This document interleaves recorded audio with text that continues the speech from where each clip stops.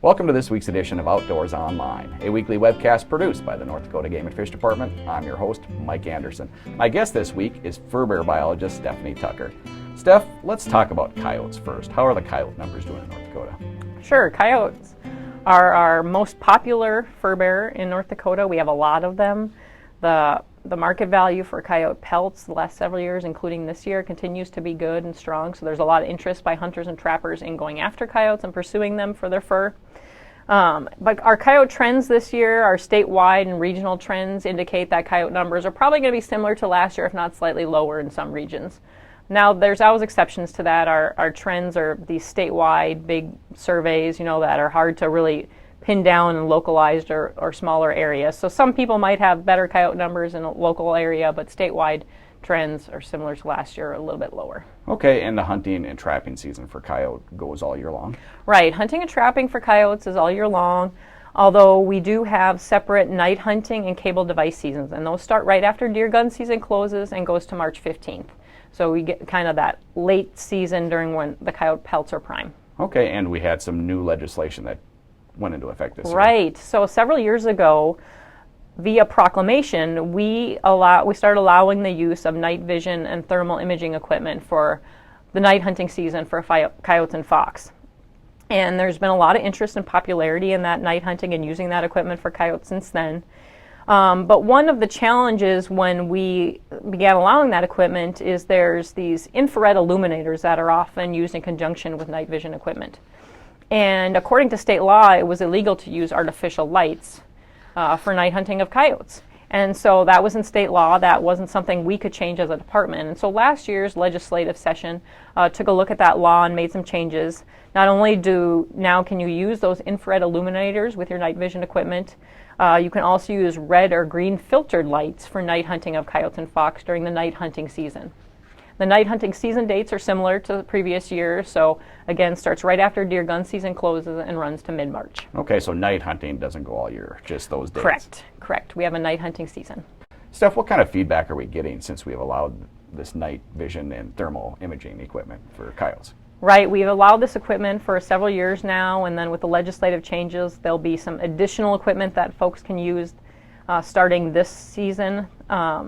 And to be honest, the feedback's been pretty mixed. Some avid coyote hunters are pretty excited to be able to use this equipment now and pursue coyotes maybe more effectively or easily at night than they have during daytime hours in the past. And other coyote hunters are not so pleased. They maybe think that it's giving us an unfair advantage, hunting advantage over coyotes, and that maybe it's maybe a little bit beyond, what we should be allowing. So the feedback has been mixed. Let's move into the mountain lion season, Steph. How did things go in the early season?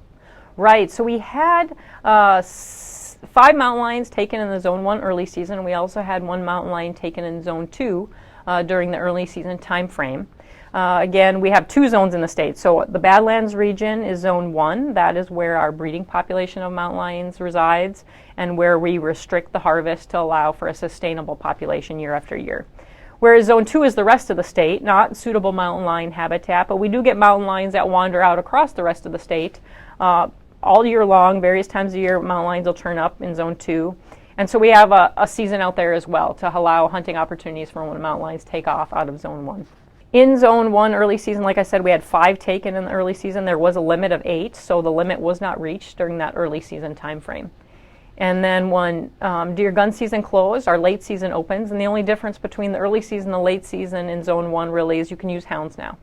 And you can also use hounds in Zone 2, and there's a late season limit of 7 mountain lions in Zone 1. If a hunter does harvest a mountain lion, what do they need to do?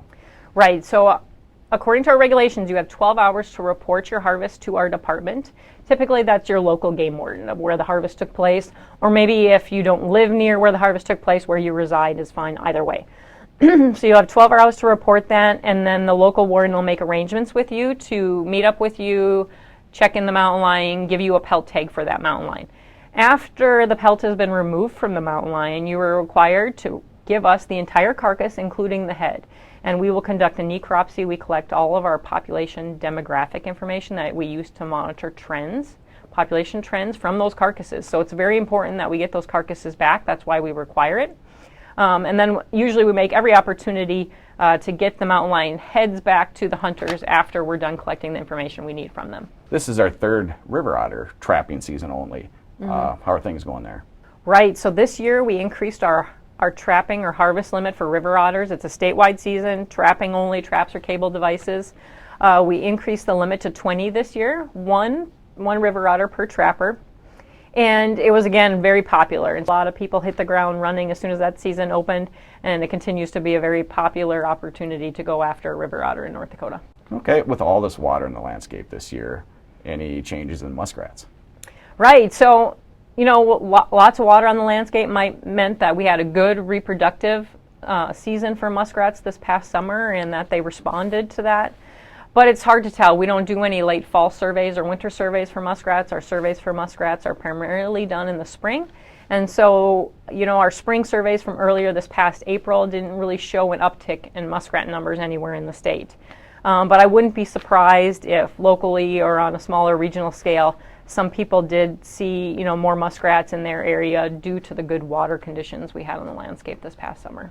Okay, let's talk about some rules and regulations on our wildlife management areas. So a couple years ago, we started requiring that all trapping equipment left on our WMAs be identified with either the trapper's name, address, and telephone number, or their equipment ID number.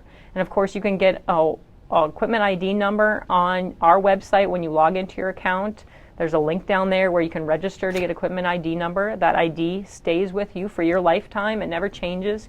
You can also use that equipment ID number for your tree stands or ground binds left on WMAs, or even your ice houses, your fish houses left unattended on ice. You can use that equipment ID number. And so we just want to remind people that if you're going to leave trapping equipment on WMAs, that it be tagged and identified. The other thing to note about cable devices, so our cable device season for most species just opened here after deer gun season closed recently. But you cannot use cable devices or snares on our WMAs until after pheasant season closes. So we have a lot of activity, a lot of dog hunters using our WMAs during this high time of year for upland game seasons, and so we make people hold off in using those cable devices until after those seasons close. A lot of great information, Steph. Thank you. All right, you're welcome. For more information on furbearers or furbearer seasons in North Dakota, visit the Game and Fish Department's website at gf.nd.gov. For Furbearer biologist Stephanie Tucker and the rest of the staff here at the Game and Fish Department, thanks for joining us for this week's Outdoors Online. We'll see you again next week.